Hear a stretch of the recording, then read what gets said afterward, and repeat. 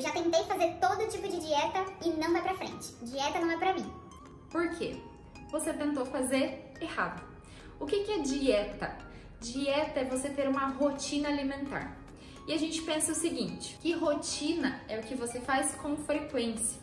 Se eu faço uma dieta muito restritiva, se eu vou ficar sem carboidrato, isso vai me gerar algumas consequências.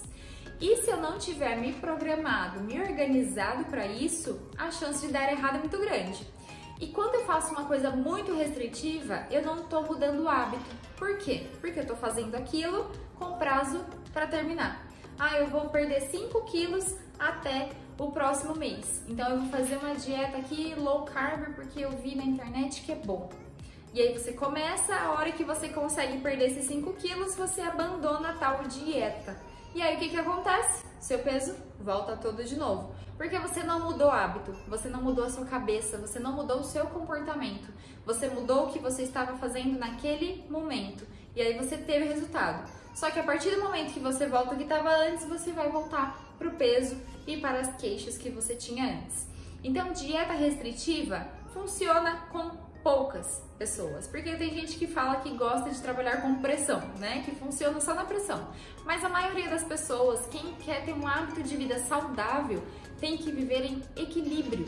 Então, trazer a comida para a sua realidade, não viver em função da comida. A gente nasce comendo. Uma coisa que a gente sabe fazer desde que nasce é comer.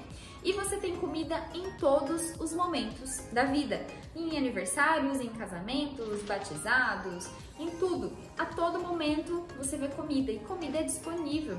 Em todos os lugares você tem. Você tá andando na rua, você vê lojas, você vê mercados, feiras, você vê pessoas vendendo em barraquinhas. Então tá muito disponível. Se você não tem uma boa relação com a comida, se você não sabe fazer as suas escolhas, você fica refém do que te acontece, do que te aparece.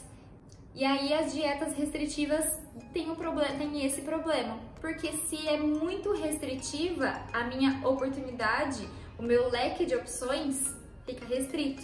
E isso muitas vezes não se encaixa na minha realidade.